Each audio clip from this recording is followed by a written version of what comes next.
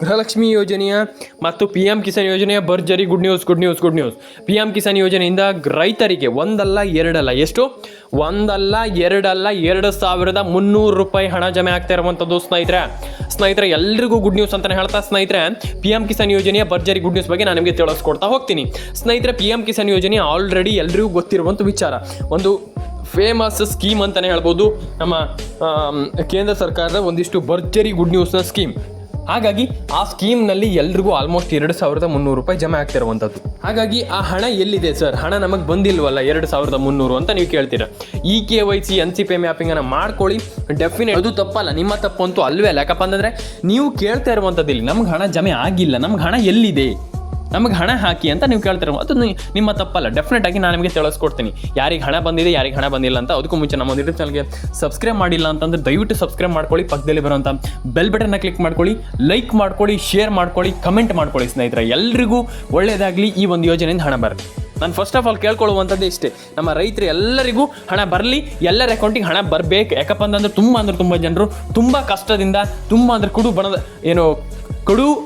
ಏನು ಬಡತನದಿಂದ ಆಲ್ಮೋಸ್ಟ್ ತುಂಬ ಜನ ಇಲ್ಲಿ ಆಲ್ಮೋಸ್ಟ್ ಎಲ್ರಿಗೂ ನಾನು ಹೇಳ್ತಾ ಇರುವಂಥದ್ದು ಇಷ್ಟೇ, ಕಷ್ಟದಿಂದ ಇರುವಾಗ ಎಲ್ಲರ ಅಕೌಂಟಿಗೆ ಹಣ ಹೋದರೆ ತುಂಬ ಖುಷಿಯಾಗುತ್ತೆ.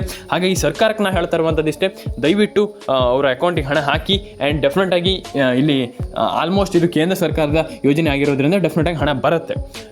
ಆ್ಯಂಡ್ ಇಲ್ಲಿ ಬೆಳ್ಳಂಬೆಳಿಗ್ಗೆ ಆದರೂ ಸಿಹಿ ಸುದ್ದಿ ಆದರೂ ಸಿಕ್ಕಿರುವಂಥದ್ದು ಏನು, ಇಲ್ಲಿ ಸಿಹಿ ಸುದ್ದಿ ಸಿಕ್ಕಿರುವಂಥದ್ದಾದರೂ ಏನು, ಇದು ಮ್ಯಾಟ್ರ್. ಇಲ್ಲಿ ತುಂಬ ಜನ ಫುಲ್ ಟೆನ್ಷನ್ ಆಗಿಬಿಟ್ಟಿದ್ದೀರಾ. ಈ ಟೆನ್ಷನನ್ನು ಬಿಟ್ಟಾಕಿ, ನಿಮ್ಮದು ಏನು ಗೃಹಲಕ್ಷ್ಮಿ ಯೋಜನೆ ಆಗಿರ್ಬೋದು ಅದನ್ನೆಲ್ಲ ಈಗ ನಾನು ನಿಮಗೆ ತಿಳಿಸ್ಕೊಡ್ತಾ ಇದ್ದೀನಿ. ಆದರೆ ಪಿ ಎಂ ಕಿಸಾನ್ ಯೋಜನೆ ಹಣದ ಬಗ್ಗೆನೂ ಕಂಪ್ಲೀಟಾಗಿ ತುಂಬ ಜನ ಕಮೆಂಟ್ ಮಾಡಿದ್ದಾರೆ, ನಮ್ಮ ಪಿ ಎಂ ಕಿಸಾನ್ ಯೋಜನೆ ಹಣ ಬೇಕು ಸರ್, ನಮ್ಗೆ ಹಣ ಬಂದಿಲ್ಲ ಅಂತ.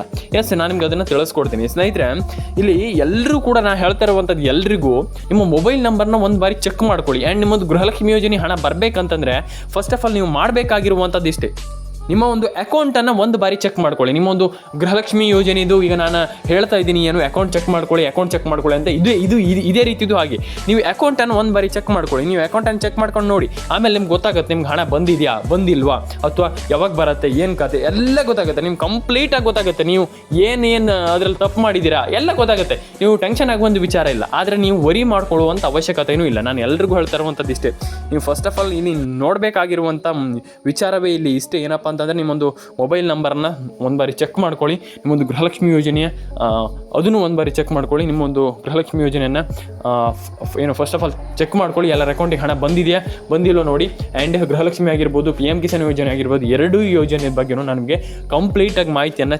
ತಿಳಿಸ್ಕೊಡ್ತಾನೆ ಇರ್ತೀನಿ. ಆ್ಯಂಡ್ ಆಲ್ಮೋಸ್ಟ್ ಈ ಇಷ್ಟೇ ಯೋಜನೆ ಅಂತಲ್ಲ, ಪ್ರತಿಯೊಂದು ಯೋಜನೆಗಳ ಬಗ್ಗೆ ನನಗೆ ತಿಳಿಸ್ಕೊಡ್ತಾ ಇರ್ತೀನಿ. ಹಾಗಾಗಿ ಸಬ್ಸ್ಕ್ರೈಬನ್ನು ಮಾಡ್ಕೊಳ್ಳಿ. ಸ್ನೇಹಿತರೆ, ಇಲ್ಲಿ almost P M Kisan Samman Nidhi ಯೋಜನೆಯಿಂದ ಬಂದಿರುವಂಥ ಅಪ್ಡೇಟ್ ಪ್ರಕಾರ ಹೇಳೋದಾದರೆ ಸಿಂಪಲಾಗಿ ಹೇಳ್ತೀನಿ, ಕೇಳಿಸ್ಕೊಳ್ಳಿ. ಇಲ್ಲಿ ಗೃಹಲಕ್ಷ್ಮಿ ಯೋಜನೆ ಆ್ಯಂಡ್ ಪಿ ಎಂ ಕಿಸಾನ್ ಯೋಜನೆ ಎರಡೂ ಕರ್ನಾಟಕದಲ್ಲಿ ಆಲ್ಮೋಸ್ಟ್ ಇಲ್ಲಿ ಜಮೆ ಆಗಿದೆ. ಈ ತಿಂಗಳು ಆಲ್ಮೋಸ್ಟ್ ಜಮೆ ಆಗಿದೆ. ಇದು ಪಿ ಎಂ ಕಿಸಾನ್ ಯೋಜನೆ ಹಣ ಕೇಂದ್ರ ಸರ್ಕಾರದಾದರೂ ಕೂಡ ಡೆಫಿನೆಟಾಗಿ ಈ ತಿಂಗಳು ಕೂಡ ಜಮೆ ಆಗಿದೆ.